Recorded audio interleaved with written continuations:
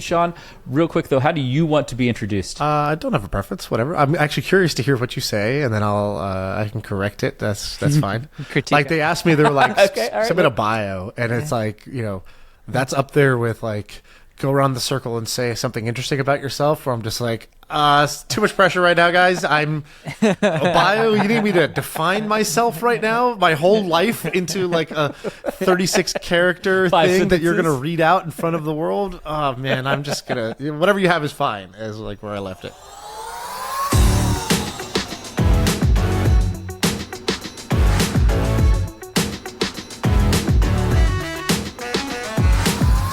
On today's show, we are sitting down and talking about how you build a marketing-first business as an entrepreneur. We're doing that with Shaan Puri, who is the co-host of My First Million. He's the founder of Milk Road. He's a serial entrepreneur, marketer extraordinaire. And Shaan, we are so happy to have you on Marketing Against the Grain. Thanks for being here. Yeah, glad to be here. Okay, that bio is not so bad. I'm down with that. All right, so we want to talk to Shaan today, Kieran, all about building an audience. Because, Shaan, you have built audiences over and over again, and I think you've learned a lot along the way. The first question I'd ask you is, you've sold a bunch of businesses, you host My First Million. What's of all the audiences, communities you've built over the years, like what's been the hardest? Like what is the hardest thing to promote? Definitely the podcast. Yeah, right? It's so hard. Yeah, you guys know. So hard. I've built basically, I used to build apps without audience and then be like, how the hell do I get people to care about this or know about this? And I post it on Product Hunt, or I would, email it to some friends. And I'm like, there was a huge like, then what moment? Like, it's like, I don't know. Like, there was no plan behind that. That was like, I don't know. Is there some book that tells me how to do this? And so I had gotten into viral marketing and things like that. And I was like, okay, I really think this needs to work. And I'll give you 4 examples of audience first. So I built an app, and I guess the long story short is my business partner was a guy who built and sold, and Kieran, you'll know this, a social network called Bebo, which was in Ireland, it was the most visited website in the world. Visited website in Ireland, like more than Google. And it was the 3rd biggest social network in the world. So it was MySpace, number 1 at the time, Facebook, number 2, and Bebo, number 3. So he ends up selling it for $850 million.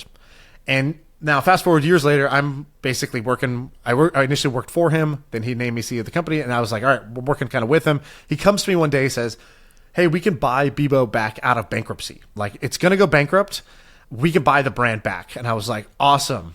What are we going to do with it? He's like, I have no idea. And I was like, all right, but like, it's a good domain, it's a good name, it's a big email list. Who knows? Like, maybe we can come up with something with it. All right, cool.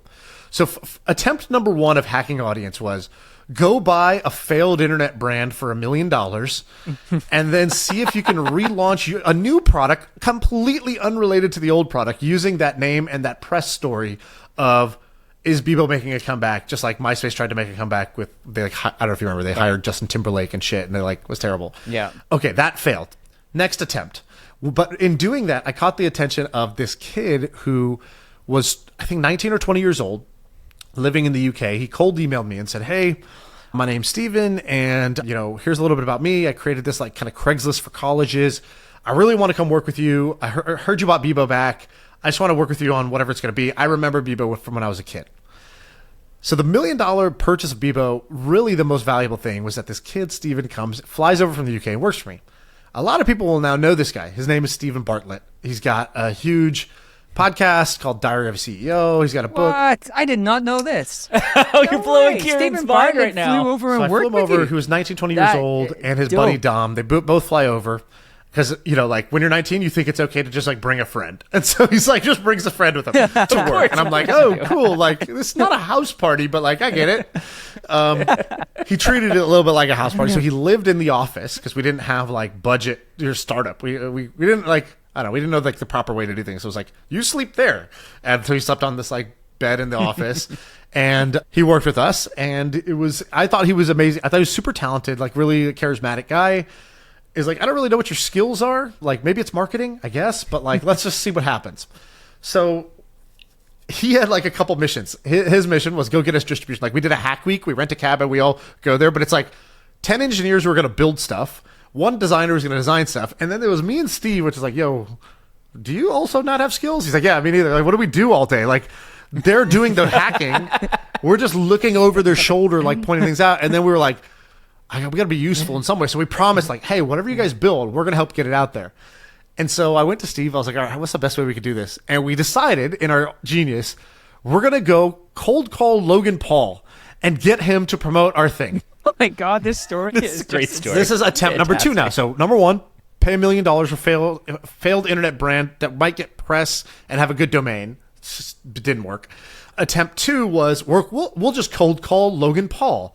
And this is many years ago now, but he was still popular. This sounds like a joke. Sean and Steve Bartlett Steve cold Bartlett. call And so we do. Logan And so Paul. Sounds like literally like a we YouTube get his stand-up info. bit. I remember Steve goes outside the cabin. He's like, because it's like, I don't know, just like smelled like bad engineer in there. So he goes outside. He calls Logan Paul's manager, who I think was his dad at the time. And he's like, okay, so they're down. If we go to LA, they'll meet with us. And, I'm like, all right, is this really the way? We're like, maybe this is not the way. It's like, they wanted a bunch of money. And we were like, okay, maybe that's not the answer. But Steve had done something really clever. So the reason I hired him was because I was like, okay, you have no track record, no experience. I like the way you write. Like, his writing stood out to me. Like, I thought he had like some juice to him. But he had told me one other story. I was like, what's the most impressive thing you've done? And he's like, well, to promote my startup, which failed, but I did get growth initially, was I realized that there were a bunch of these like themed Instagram accounts or Twitter. It was Twitter accounts at the time. Themed Twitter accounts, Twitter pages that were about random meme stuff. And I reached out. I was like, oh, I follow them, and so does every other kid I know. So let me ask them to promote my app. And they did, and it worked. And I was able to do that for like a few $100s budget because I had no money. And I was like, wow, you got like, tens of thousands of people, if not 100,000 people to sign up for your thing off of like a couple $100 budget. Like, that's pretty interesting. What do you mean theme pages? What are these meme pages? He's like, oh, like, look at this page. He's like, and now I own them. He's like, I basically, I found out it was just another kid like me that ran this page. Like, they were 17, 18 years old, sitting in mom's basement, and made this page. It was awesome, but they didn't make any money doing it, so they didn't really know what to do with it.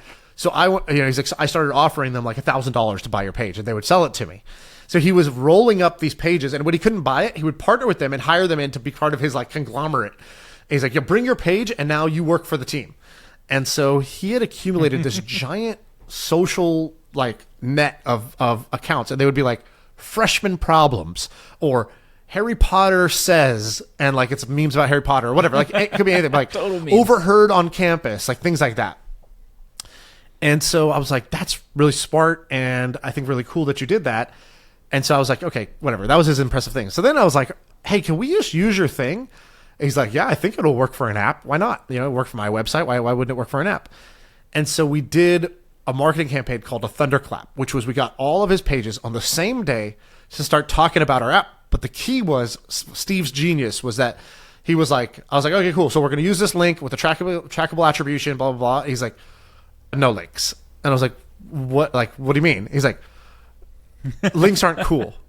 And I tell this story on MFM of like we had gone to this high school classroom, and I told people to download this link, and some kid in the class goes, "Links are gay," and I like, and I'd never been so shook in my life. I was like, "What? Like, how do I respond to that?" And also, wait, links are gay? Like, what do you mean? But Steve had the same insight. He was like, "Links are not cool. Like, we can't if you put a link in a thing, immediately it changes the nature of it." And I was like, "Okay, so just say how great it is." He goes, "No, that also sounds like you're just selling it." He goes, "What we're gonna say is, oh my God, I haven't gotten anything done today because I'm so addicted to this stupid app." And I was like, what? And I was like, so no link, and you're going to kind of insult it? He's like, yeah, we're going to post this meme that's like, if one more friend tells me to download blah, blah, blah, I'm going to I'm going to shoot them. And I was like, so you're kind of complaining about it? It's like, yeah, I'm complaining that everybody's talking about it. I'm complaining that everybody won't shut up about it. And then he's like, I'm going to do that on all these pages at once. And then people, when they scroll their timeline, they're going to hear the same app that they never heard of 3 times. And the story in each one is like, dude, what is this app everyone's talking about? Where did this come from? I'm so annoyed by this. And they're going to go to the app store and search the name. So we did that, and we launched this app, and we did like 500,000 downloads in like, I don't know, 5 days or something crazy at the time with no marketing spend. It was just through this one thing. Wow. And we were the number 1 ranked app on the App Store. So in the entire free App Store, we were number 1 just through this method. And then fast forward a couple months, and I was like, okay, number 1, that really worked. this audience distribution hack was like really powerful. And number two, there's something to the like fake authenticity of like, you're talking about it because you're paid to do it essentially, but you talk about it in a way that brings people in and makes them curious and doesn't just push a product at them because people will, it's too noisy. The world will just ignore that now. We're all like too used to that. Like the raising your hand and saying, try me, this is good. And it's like, no. That's, if you happen to do that, you're not cool. And so that was the second lesson I took out of it, was like that counterintuitive method he used. And 3 was this guy, Steve, and like this process they're doing. This is more valuable than our app, because our app was like churning users like crazy. Like it was like a novelty. People liked it for like 10 days and then they got bored of it and moved on. And I was like, shit, our app sucks. That thing is kind of cool. And I went to Steve and I was like, you should just do that. And he's like, yeah, I think I should just do this. And they created an agency called Social Chain, and like Social Chain went on to become whatever, like a big deal. And now Steve's like, I call him the Black Gary Vee. He's like, promoted himself into like this character now. And so that was that led me to the next lesson. So one was, this audience and the way you talk about a product really matters. The authenticity and the nature of the conversation, the trust of that page kind of matters. As I saw him build his agency all through personal vlog content, I was like, wow, this guy's basically like, on one hand, I thought, here's Steve blowing money again. Because I had seen him. Every time I give him money, he would like go party and have no money again. And so I was like, when he started doing the agency, I was like, dude, he's just blowing money again. He got one client, and then he spent it all on like getting a sick wardrobe and hiring this guy to follow him around with a camera. I'm like, dude, that's how much you paying this guy like that? What are you doing? He knew what he was doing. He was like, no, I'm going to build my personal brand. I'm going to make myself look awesome. And I'm going to go all in on this content. And he was basically like, that vlog didn't do huge numbers, but what it did do is it got the right people to watch, which was the next lesson. Like, how do you get the right audience to watch? Because for him, every client he got was worth hundreds of thousands of dollars. So this one camera guy following him around was a great investment of money, actually. And he built himself up the same way Gary Vee did. So I saw all that happening. This was like, I'm in my like early 20s, mid 20s at this stage. I'm 25, 26, 27 during this part, maybe. And that's when I decided, like, okay, I'm going to do this. And I was like, but I'm not I'm not like Steve. I'm not like super like handsome, suave guy, like with, you just got the British accent and just everything he says, everything that comes out of his mouth just sounds 50% smarter because it's the accent. Totally. I was like, I got a face for podcasting. So let me basically go to a medium that suits me and try to build an audience. And people know about My First Million, but they don't know about the 2 or 3 false starts that I had before that, trying this, before we finally hit on something that worked. And then I was able to build a brand on podcast, Twitter, newsletter. I think those are the main ones. Now I've built big audiences on all 3 of those, to the tune of like, the podcast does 20 million plus downloads a year. The newsletters are in the hundreds of thousands. My Twitter is like 400,000 ish. So those were like pretty big and built relatively easily, and have proven to be very, very valuable in that I've been able to spin off multiple businesses that do millions in profit off of those audiences along the way. So that's been like kind of the long story that I've really never told, but you guys get the story. There's a couple of great lessons in that Stephen kind of sounds like he deeply understood his audience, right? Like, first of all, knew that links were uncool, knew how to talk to them, knew how to frame something. But then there's like copywriting, like that's a big part, I think, of your success, is like writing, but like being able to like craft the tweets so they seem organic, seem like completely on the opposite end of the spectrum of like what everyone else is writing. But I would love to kind of touch on, why do you think podcasts, like from all the things you've grown, right? You've built newsletter, sold newsletter, you've built your Twitter follower, you've built like audience all over the place. And you mentioned like podcast is the hardest thing to grow. I agree. Like, of all the things that I've tried to grow in business or anywhere else, like podcast is the hardest. Why do you think it is the hardest? I would love to like just go around the room and figure out like, why is this such a hard medium to grow? Well, I believe there's 3 engines of growth. Number 1 is a viral engine, meaning and viral in a really specific definition. Viral does not mean people choose to tell their friends. It's the act of using your product naturally spreads like a contagion, like an actual virus, to other people. Right. Yes. Podcasts are not that. They're solo, like literally you wear them in headphones when you're by yourself, not talking to anybody, not doing anything. Like they're the ultimate single player experience. So like music is super viral because people play music at clubs or parties or gyms, and you hear something, you say, what's that? And then the other person says, oh, you got to check this thing out. And it's like a really short thing. It's 3 minutes. So it's easy for them to try. And then when they try it, they play it all the time and they repeat the same thing. And music is super viral. Podcast is a type of audio content that's the ultimate single player experience. So viral growth out the window, not going to happen. It's a 1 hour long solo experience.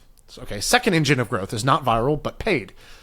Okay, cool. Paid works in many, many different things. You put money in and you get money out, and hopefully you got a little more money out so you can reinvest it to more money in, right? This is how every e-commerce brand grows, is they spend money on Facebook ads, get revenue, take that money, put it back into Facebook ads, and do it over and over again. Can't do that with podcasts either. Where do you even advertise a podcast? And again, because the barrier to entry, like podcasts work because when they hit, it's because it's such a niche interest that it's like 100 out of 10 of like personalization, but that means it's not good for broad audiences. It's also not easy to try. Most people don't even know what a podcast is. And then if you do know what a podcast is, do you actually have a habit of listening to it? If you do have a habit of listening to it, they're so long and involved to get to value that they're great in certain use cases, like you're killing time on a commute or you're at a boring job and you want something in your ears. You want to hang out with some people digitally. They're awesome at that, but they're terrible for the paid kind of acquisition funnel. You don't really know where to advertise, and even if you did, the conversion rate's too low, and then you don't make money off of it. Like the ad revenue you generate on the back end comes later and is small compared to the value, how much it costs to acquire a user. So paid doesn't work. So you've lost 2 of your 3 possible growth engines. Well, it still does grow, and how? It's basically the third engine of growth, which is the sticky growth engine. This is all from Eric Ries, by the way, who wrote this in Lean Startup. Yeah. So the sticky engine of growth is basically when somebody uses you, they really use you. They just stick with it. Their engagement deepens the more they do it. And over time, they have developed such a bond that they actually do voluntarily go tell other people about it, who slowly but surely, after they hear about it a few times, will check you out. It's a very slow, it's like annual compound interest of like 5%. And that's how podcasts grow. So the reason it's hard to grow them is because you can only try to create a really sticky, awesome experience that people are going to voluntarily go tell people about. And you got to do it slow. You got to get rich slow, basically, when it comes to the audience game of podcasts. That's why it's hard. I said something earlier where I don't know if you agree, Kipp, which is if you can grow a podcast audience, you can probably grow anything specifically for that reason, which is if you want to build something back to front, which is like start a distribution and then build into something, because anything with inbuilt distribution is going to be easier to actually grow and build. And you start a podcast, you don't really have an inbuilt distribution mechanism. You just have like the grind. Like you start with the grind. Well, hold on. There's one other thing about a podcast that, Shaan, I don't think you covered that I believe. Like when you're building a product, right? Like let's say you're building, you got an e-commerce product, right? And you're like, cool, I got this 6 set of shoes that I'm going to go market to everybody. People buy it. And you know what they do? They leave you some fucking reviews. And you're like, oh, they hate my shoelaces or they hate my sole or whatever.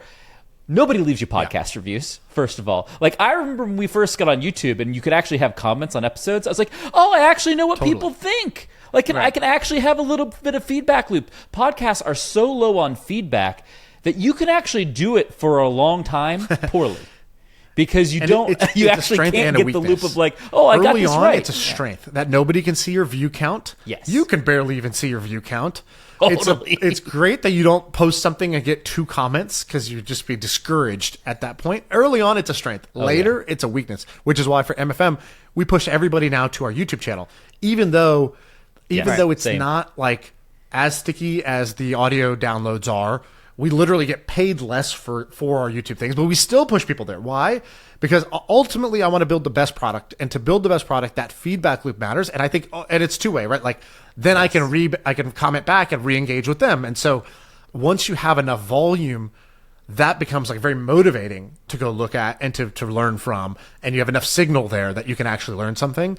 And so at the beginning, I think it's actually a bit of a strength, even though you're right. Like you don't have the feedback of what's broken. But also, you can get guests to come on your podcast even when you have like 100 listeners, because they can't see that there's only 100 listeners. It's like this the opacity saves you from your own judgment, but then later you want to get that feedback loop rolling. Podcast is also the thing where you have to learn to have real personality. Like I think that is going to be more prevalent in how you build any kind of company, that you have to have personality when you're brand, because everything is starting to look the same. Look at Twitter and Threads. Like everything is becoming about the owner. Like we see Twitter today as like Elon and Threads is as Zuck, right? And it has like it's starting to become tribalism. Like you're either in the Elon camp, you're in the Zuck camp. They're going to get into a cage fight. That isn't like there is a thing to be said that business is going to be much more like that as everything starts to look the same. Being able to like have an online personality and bring that personality into your brand. It's very much Yankees and Red Sox now, and you get the sports tribalism. Whose team are you on?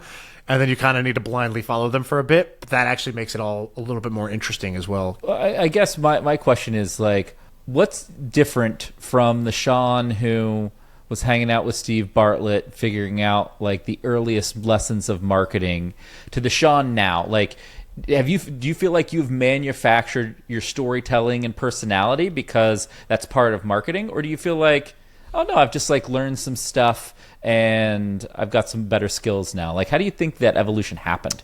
Well, how it happened is through trial and error, of course, banging your head against the wall. That's how it happened.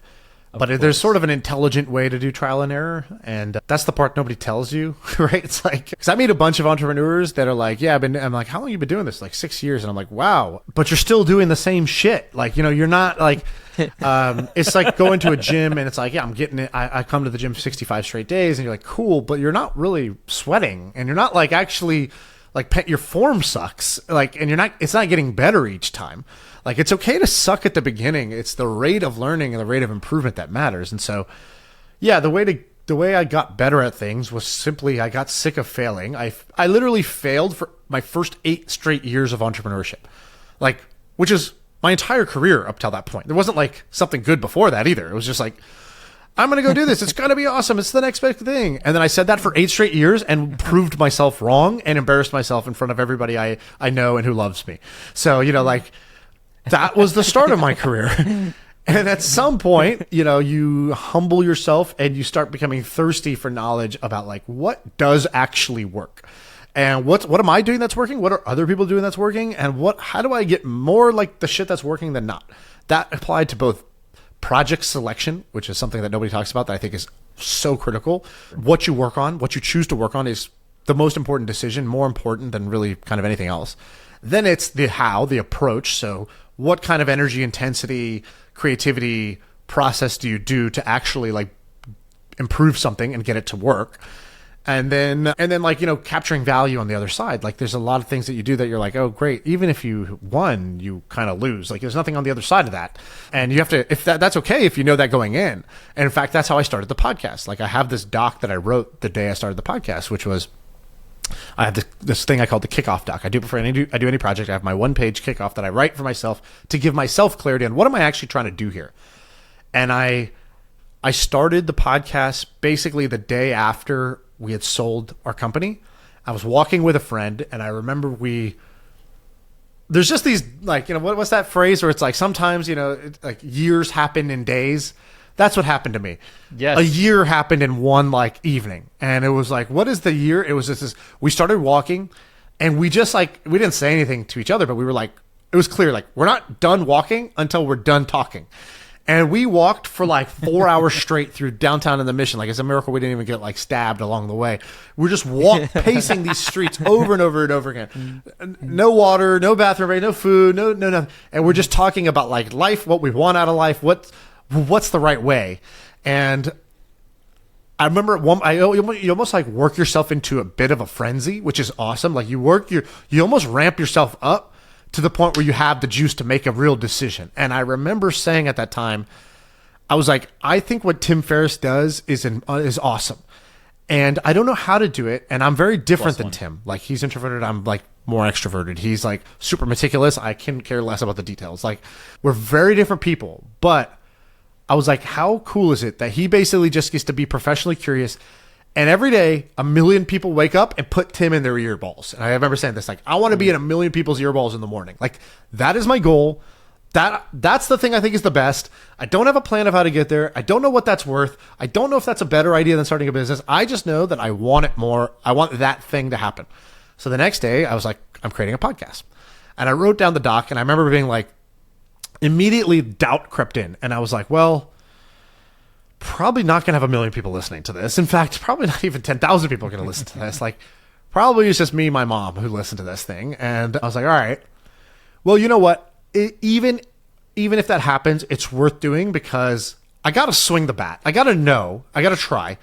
And also, I think podcasts are cool because I realize that you can meet awesome people and have them guest on your podcast even when you have like pretty much no listenership. They'll take the time. And I was like, I don't even drink coffee, for example. So I was like, I hate asking people for coffee meetings. Fuck that. I'm going to just invite them onto my podcast and have a long conversation with them. And that will be awesome. And if that's all that comes out of this is I try it and I just get to have these awesome conversations, like, 100 awesome conversations, it'll be worth it. And I said, I'm willing to lose $10,000. So my specific stated plan was basically lose $10,000, have 100 awesome conversations. That's the floor. And the ceiling is like, maybe I'll get lucky and I'll actually like fall into an audience along the way. And it basically started as the former and it became the latter as I went. But I kind of had that mentality going in of like, I knew this was the right project for me because there was no cooler thing I could think of in the world. Like some people want to go launch rockets. Like I don't want that. That's not what's my version of a rocket to Mars was what if I could just like get to be a thinker? Like what if I got to just be curious, learn things, and then share the coolest stuff I learned literally just by talking. That's, to me, sounds like the dream job. And then once I had that realization, I was willing to like go after it pretty hardcore. One of the things that people really undervalue is repetition. I remember it's when I first got into marketing, I was like this failed software engineer, always wanted to like be a builder, was not smart enough, so I go do something else. And kind of like my first couple of years in marketing was like in the kind of more shady area of marketing. So I always tell Kipp this. I spent kind like of in the more shady area. Come on, you were totally shady in the shady area of marketing. And so I spent a lot of my hours, like every night I was on the Warrior forum, like Frank Kearns, all of the like best copywriters. Like there's a guy called some Eben Page, like all of these incredible copywriters. So I met a bunch of people like direct marketers who were making a ton of money. And they would all go to this conference in Texas. And one of my contacts there went to that conference and they're all like selling affiliate businesses or on flipit.com, like doing all of this kind of crazy stuff. I was like, he came back and I was like, oh, like what are these people like not the Frank Kearns and all these, like just like the people who go to those like events and they're like all millionaires. He's like, these are some of the dumbest people you will ever meet. I think like tell me more because I want to be like that well off and that successful. He goes like, they have found a thing and they are willing to just like repeat the thing forever. If it works forever, they will repeat the thing forever. Even though it's just like click the button, click the button, click the button, click the button. Now that's like the extreme example of that. But there's something to be said, which is like trial and error, but you have to like fall in love with the process. And part of the process is just like repetition. Like find something, grind it out, find something, grind it out. And I think a lot of people who do not succeed in the way that you have succeeded or others have succeeded will not get on, first of all, talk themselves out of playing the game. Second of all, not do the trial and error or even have those feedback loops. But third of all, just not persevere with repetition. And what about you guys? So like you guys are doing this podcast. I've seen you guys doing it. How long have you been doing this for now? A little over a year. Little over a year.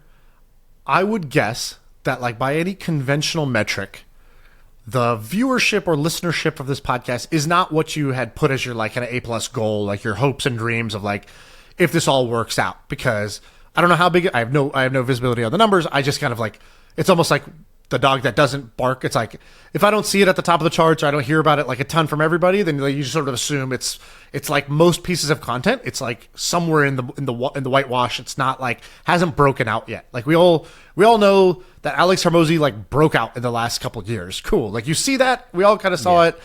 It's clear that something's a breakout. And this is kind of like a hits game. Like you're either a breakout or you're not a breakout. There's not this like long linear, like there's not many winners. There's like few people who win really big, and then there's a lot of things that don't win that big. So kudos to you guys, because I guess like you're still doing it and it seems like you still enjoy it. Is that true? And if so, why? Has that been like willpower or something else that's let you keep going? When we started out at this, we were like, look, we're going to get to 1 million monthlies and it's going to take us 36 months. And so we kind of like you said, you were like, hey, I started the podcast with my one pager of what we're going to get at. We kind of did the opposite of like, we know where we want to get to. We kind of have a rough time period of how long we think it's going to take us. We also had the advantage of seeing your growth chart. We've seen everybody's growth charts in the podcast game, and they are actually very gradual until you break out. And it normally takes 2 to 4 years to get to really break out. And so we basically committed like, hey, first of all, we like to make stuff.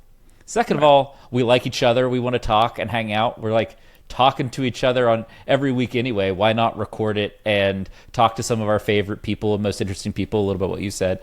And 3, like, we're just obsessed with growing something, and we knew this was the hardest challenge. Like, ROI for our time, we are idiots for doing that's this. what I meant. Like, we could make way more money with the time we spend into this doing literally almost anything else. And I would say that we are fucking dumb for doing this, but we do it because I think there's a little pride in doing something that is so hard. I love what you just said. 3 points came to mind. 1, a little pro tip. If you're a pretty analytical, intellectual person, one of the best signals is all of the logical reasons tell me not to do this, and I still want to. Lean into those. I've learned to lean into those, that like, even when the numbers don't pencil out, but I'm still interested. That's actually where some of the best opportunities are, when you lean into them, because actually these unforeseen things happen, and it's really saying you're not doing it for some future payoff. You're doing it because you actually want to do it. And when you do something because you actually want to do it, you get an immediate payoff, which is way better than a future payoff. So, this applies to pretty much everything except for like drugs and junk food. So, like lean into that instinct when it's like hard effort that you're still willing to do, even though the back of the napkin math tells you like, wait, don't we have like 15 better, more efficient options? Yeah. So that's a signal. And the other way, if you're not data oriented at all, or you're super gut driven, you should probably do some back of the napkin stuff and then be like, does that turn me on or off? You have to think of it the other way. But this audience probably who listens to this is probably all wired like you, where Totally. you do the math first, when you go into things. So that's the first thing that reminded me. Second is, beginners think things will always happen faster than they do, and experienced people understand that greatness always takes time. And so it's just good to go into things with the long-term time horizon and expectation. In the way that the best way I've heard this put is the Naval quote where he said, impatience with action, patience with results. Like, if I could get kind of one thing tattooed on my arm, that would be the phrase, because I think that best summarizes like a winning formula for people. Impatience with action, patience with results. The third thing I was going to say is that it sounds like you guys do this because you enjoy doing it. And I would guess that, let's say I told you for sure the podcast is never going to grow bigger than it is right now. It will always stay the same size regardless of it. Would you still record next week and the week after that and the week after that? I don't know. It's an honest question. Would you? What would you say, Kieran? No, fuck no. That's interesting to me. I have a belief that, I remember I said project selection is the most important thing. So then how do you get good at project selection? So I've started to have these like little heuristics or little questions that like help differentiate a bad project from an okay project, from a good project, from a great project, from the fucking perfect project. And at the perfect project level, it's basically like a career test version of this is, if you knew you were going to get paid $5 million a year, regardless of what you did, what would you go do? Because it's this mental way of stripping away the variable rewards, like the likelihood of success, like the doubt of am I going to succeed or fail, and money, which are two really, really strong drivers. And so if you're actually trying to get to the bottom of like, what do I have the most enjoyment and fulfillment doing, these types of questions matter. And so it's interesting you said that. For me, let's say you took me and Sam, let's say we were getting exactly the same number of downloads you guys were getting for MFM, and I knew it was never going to grow, we would still record. I would still record, at least. I can't speak for Sam, but like I would still do the show. And I don't mean that to be kind of like noble. It's just like, that's how I knew this is worth doing, is because it didn't matter if the show was going to grow or not, which ironically means you're going to do it a ton and enjoy doing it, and it gives you the best shot at growing, when you do something like that. So I just think that's a good. I'm obsessed with questions. The questions you ask yourself, I think, are so underrated, and nobody teaches you how to ask yourself better questions. And so that's one that's been very helpful to me. So I wanted to share it. I like that this suddenly has turned into therapy session with Shaan, Kieran, because what Sean's really uncovered is that all we actually care about is winning. Well, and we would not do it because I can't do we anything set out unless, for something we wanted to win. I can't do anything unless it's competing, and like so our entire relationship, Kieran, you and I, is predicated on that. Like literally everything we do is predicated on like, oh, we are going to accomplish this thing that we want to accomplish. And like the journey there, we have a lot of fun, but like if we weren't trying to get there, like we wouldn't do it. I would instantly lose. That's a problem. That's a problem for me in general. Like same here. I can't enjoy something unless it's going towards something that I'm trying to like Well, I take a think box the on. reason I think this is sort of interesting is because let's say somebody's listening to this and there's like you doing audience first to the premise was audience first to build business, right? That's kind of like the initial premise. Yeah. And we can go into more tactical stuff there, but I think the first fundamental thing is if you're going to choose this route, in my opinion, the only reason to do it is because you actually like the audience. You're willing to do the audience building part for a long time, even when there's no results. Yes. Because otherwise, you're better off just trying to market the business directly than do an audience first, because it's then going to help me launch this other thing. Building an audience is going to be harder than just building a business or a product and launching it. It's like Hollywood. Like you have far fewer chances of making it that way, and it's usually slower. Like we talked about with it's hard to grow. Let's say a podcast, for example. So I think I hear a lot of people be like, "Oh, I'm doing audience first."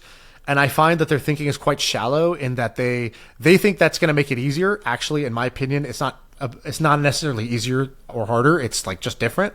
And secondly, like their expectations on how long it takes and how much time they'd be willing to put in without having massive distribution is skewed. And that's why so many people go and give up, because they had the wrong mindset going in. That's why I think you should be willing to do it. Like you should enjoy the content creation stuff so much that you would be willing to do it even if it didn't work out. That's kind of like, those are the people that survive. So I would no matter what the result, I would create content. Like this is an outlet. Like one thing that is hard to do this when you have like full-time roles and doing everything else is like just the amount of people underestimate the amount of work you need to put into a podcast. So I think regardless of like we were doing this or something else, Kipp and I would likely do something around content. It's a creative outlet. The other thing around podcasts, which is like interesting, is I suspect like a podcast audience, if you have 250,000 monthly listeners in the podcast, it's like 1 million people reading your blog. Like the actual level of engagement, the quality of the audience is much, much better than like some of the other kind of mediums you could grow. So I have a formula for this that I use for my businesses. It has nothing to basically everybody else measures on size. And again, ask yourself a better question. Like,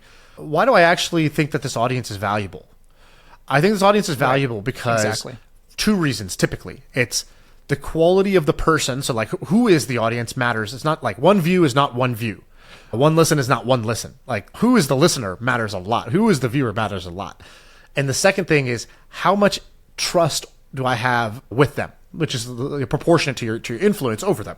So I call it the trust equation. So for me, when I build audience, I am trying to maximize my trust equation. So it's basically the trust equation is basically the following three variables. It's the quality of it's the who, it's the quality of the audience times the size, the number of those people, times the amount that they trust me. Like how much trust I can build through this thing. So for example, TikTok, you can get huge numbers, but your numbers are going to be, maybe not the actual people who you think are your tribe, your demographic. Like a teenage kid is not the same viewer as CEO of some company. And third, how much trust am I going to be able to build through this? Well, no, I'm just going to get random views. I'm going to get 7 seconds of their attention, then they're going to swipe versus a podcast versus whatever. And I think this is the great arb for both creators and marketers.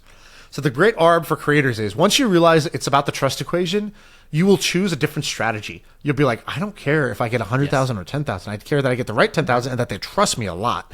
And then I'll stack the number slowly. That's fine. Same thing for marketers. I remember, so our first company got bought by Twitch. I remember seeing this company, G Fuel. Have you guys ever heard of G Fuel? I don't think most people know about it outside of the gaming Twitch ecosystem. So I think it stands for Gamer Fuel or something like that. Basically, these guys tried to create Red Bull or Monster Energy, and they just built the whole brand on top of Twitch. And what I saw was crazy. So basically, they came in and they saw the ARB. And the ARB was that every traditional brand marketer was just like, how many followers does this person have on Instagram, or how many views or subscribers do they have on YouTube? What they didn't realize is that a Twitch streamer is live in their bedroom, unedited, unscripted, for hours. Like the average successful streamer is streaming 6 to 8 hours a day. And viewers are watching for Twitch doesn't have that many people, but it has a lot of watch time. And so as a social network, it's 10 or 20 times smaller than a YouTube or an Instagram. But the watch time is actually really close, the time spent, because people will go, they'll flip it on, and they'll just watch the streamer live, unscripted, unedited, in their bedroom, not putting on any inauthentic appearances for hours straight. every single day. And so what they underestimated was the amount of trust that was getting built up. And so I saw brands go on Twitch and get the most insane ROI. And literally the only thing holding them back was that, like, the bigger the brand or the bigger the budget, the less the execs were familiar with Twitch or understood it, or they would go look at it and be like, this. And like there was a lot of like kind of like potentially like, what if they just say the wrong thing, or what if we can't track the clicks? And it's like, it didn't matter. So this company G Fuel comes out and they basically do the following. They go to like 5 Twitch streamers who again were heavily underpriced assets at the time. And I think right now this is still true for Twitch, but less so than it was 5 years ago when this was happening. It's still true for podcasters, but less so than maybe 3 or 4 years ago when this was happening. Yeah. Where the trust is so high and the level of influence is so high of that personality because they're spending hours a week talking in plain English in like their natural voice, and then they do their own ad reads or they use the products like on air. The trust that gets built up from that is so disproportionate compared to like a tweet that gets 1 million impressions, but it means nothing. A TikTok that gets 600,000 views, but means nothing in terms of the trust and influence. And so I saw these guys go from like 0 to 40 million in sales in like 12 months, literally by just handing these streamers like this drink and putting the streamer's face on it. They like gave them like a shaker, like a bottle where you put the powder and you mix the water. And so they gave them their own brand of shaker. It's like, this guy gets the red one and his face is on it. This guy gets the blue and his face is on it. And like, there was no marketing spend beyond that. And these guys raced to 40 million and most people have never heard of them. And I saw that over and over again on Twitch where I was like, wow, as a creator, you actually need to be optimizing for trust. And then as a marketer, you need to be like looking for which assets are like underpriced because they have more trust than their headline number. And that's what I started using for like Milk Road and things like that. When I grew my next businesses, our e-com business today, this is like a technique we use to grow because we just get more bang for our buck. Shaan, you've talked about product selection and you've talked about the questions you ask yourself. I want to know what questions you ask yourself when you're considering walking away from something. When you should say, hey, like grinding it out's not the answer. Like, there are a lot of people watching this who probably should walk away from something. And what should they ask themselves? So I'll first give my predisposition. My predisposition is to walk away sooner rather than later. Some people are wired to just like stick with a thing. I'm more wired to quit or give up on a thing to go do something else. So I kind of have to ask myself different questions to almost keep myself in the game, whereas other people need to ask themselves different questions to talk some sense into themselves leaving. I would say generally what I see, because I've invested in, let's say, 100 startups, talked to maybe thousands of entrepreneurs. Generally, people stick with things for way too long.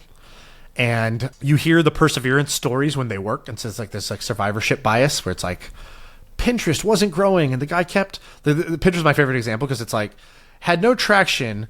He kept going and he used to hustle. He used to go to Apple stores. I don't know if you heard the story. He used to go to Apple stores and change the homepage to Pinterest.com one at a time, like 14 laptops.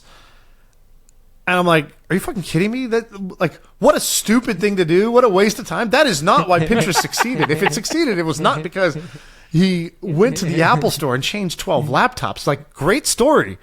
Terrible advice to follow. And so you got to really differentiate between like what makes for a good story versus like what makes for actual winning. So I would say most people stick with things for too long. Quitting is underrated. Your time is what's finite. And the number of projects or possibilities is infinite.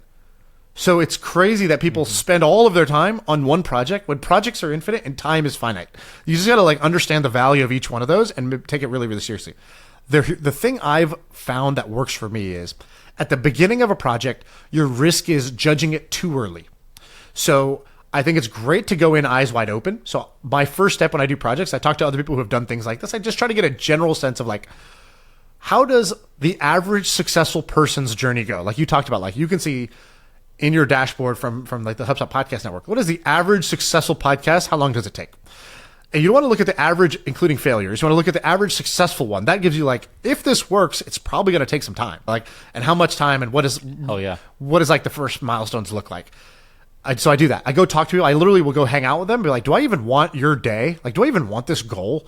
Because like, you'd be like, once we got acquired by Twitch, I was like, oh, this goal I've had about building $1 billion social product and having, being the CEO, I was like, dude, I would hate Emmett's job right now. Like, this sucks. That like winning would be losing. And like, that's pretty valuable to find out earlier before you spend 10 years trying to achieve it. So figuring out what you want is important. Then look at the average successful person. Then you like say, all right, I'm going to give myself 90 days where I'm not going to worry. Justin Mares has this concept of, Sam has this too, it's called worry time. Basically, you schedule some worry time for the future. Like in 60 days, I'm going to do the assessment, but I'm not going to like plant the seed, then tomorrow dig up the seed and be like, is it growing? It's growing. And like, because that doesn't work. That's definitely how seeds don't grow. And so like, plant the seed, water it for 90 days, and then take a look at it to see if it's growing. And so like, I'll do that with projects. I won't give up too early because I'll set some worry time and say, here's what I think we should be doing then. And it's okay if I'm over or under that. Like if I'm under it, I could still keep going, but I'll just know that. I'll say, hey, I'm going to keep going even though the evidence is telling me no. I'm just going to say that out loud. And if that feels right to me to keep going even though the data, I'm not going to do what most people do, which is delude themselves. They'll be like, oh, it's going great. It's like, it's not going great, dude. You're like latching onto this one shitty signal. You want to have a realistic view. And then if you decide, I'm going to keep going in the face of that, that's totally fine. I just want to be real about it. And then when it comes time later, the questions I ask myself of should I quit or should I keep going is, if you're having that conversation, it's probably because it's not working. And you basically have to ask yourself, knowing what I know now, like at the beginning, I had a bunch of belief. What I don't want to do is be held hostage by my initial conviction. Because some people have this deep desire to be, what's it called, like congruent with it, or like, continuous with their identity there, and like what they told people and what they thought before. They don't want to admit that they're wrong. I know I'm wrong more than half the time. So like, that's easy. So all I have to do is say, what do I know now that I didn't know then? And do I believe more now in this is valuable to do, this is possible to do, and that this method I'm using is going to get me there? Like, do I believe more in those statements, less, or the same? And the answer should rarely ever be the same, like if the results are not coming. And so that's the question I ask myself usually, I don't know, something like 6 months to a year later. And I just have that honest conversation with myself. And I've done that so many times. I know how easy it is to bullshit people, most of all yourself. And I just try to avoid that at all costs because especially marketers are great at bullshitting. And so you have to be sure you're not marketing to yourself. You need to be real with yourself. My partner sometimes goes, "Are you marketing me right now?" And I'm like, "No, I'm not. I'm not marketing you." It's hilarious. I think that was an awesome kind of framework to close out, Shaan. I know we're at time, so we'll let you get to your busy day. Thanks for coming and hanging out with us for an hour. Awesome, really guys. This was fun. This data is wrong every freaking time. Have you heard of HubSpot? HubSpot is a CRM platform where everything is fully integrated. Whoa, I can see the client's whole history, calls, support tickets, emails, and here's a task from 3 days ago I totally missed. HubSpot. Grow better.